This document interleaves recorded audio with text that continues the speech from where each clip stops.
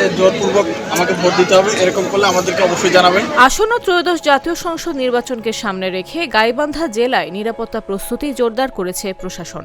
জেলার 5টি সংসদীয় আসনে মোট 675টি ভোট কেন্দ্রের মধ্যে 379টিকে ঝুঁকিপূর্ণ হিসেবে চিহ্নিত করা হয়েছে।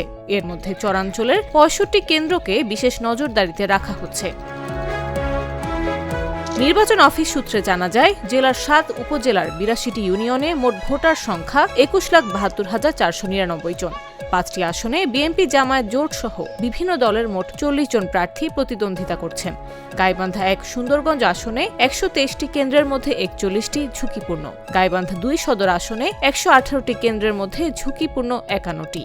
সবচেয়ে বেশি ঝুঁকিপূর্ণ কেন্দ্র রয়েছে গাইবান্ধা 3 সাদুল্লার পলাশবাড়ি আসনে 87টি, গাইবান্ধা 4 গোবিন্দগঞ্জ আসনে 142টির মধ্যে 105টি এবং গাইবান্ধা 5 সাঘাটা ফুলছো আসনে 146টির মধ্যে 90টি কেন্দ্র ঝুঁকিপূর্ণ হিসেবে চিহ্নিত করা হয়েছে। জেলা নির্বাচন কর্মকর্তা মোহাম্মদ শহীদুল ইসলাম জানান, ভোট গ্রহণের সব প্রস্তুতি সম্পন্ন হয়েছে। রিটার্নিং কর্মকর্তা ও জেলা প্রশাসক মোহাম্মদ মাসুদুর রহমান মোল্লা বলেন, সুষ্ঠু নির্বাচন নিশ্চিত করতে 1100 সেনা সদস্য, 40 জন নির্বাহী ম্যাজিস্ট্রেট, 15 জন জুডিশিয়াল ম্যাজিস্ট্রেট, 2500 পুলিশ ও 14টি র্যাব টহল টিম মোতায়েন থাকবে। ঝুঁকিপূর্ণ কেন্দ্রগুলোতে সার্বক্ষণিক নজরদারির জন্য সিসিটিভিও স্থাপন করা হয়েছে। যে জোরপূর্বক আমাকে ভোট দিতে হবে, এরকম করলে আমাদেরকে অবশ্যই জানাবেন।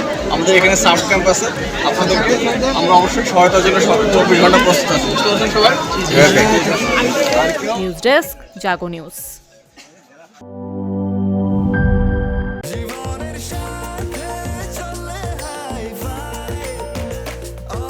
স্বাস্থ্যকর অল টাইম, সব সময় অল টাইম হেলদি লাইফ।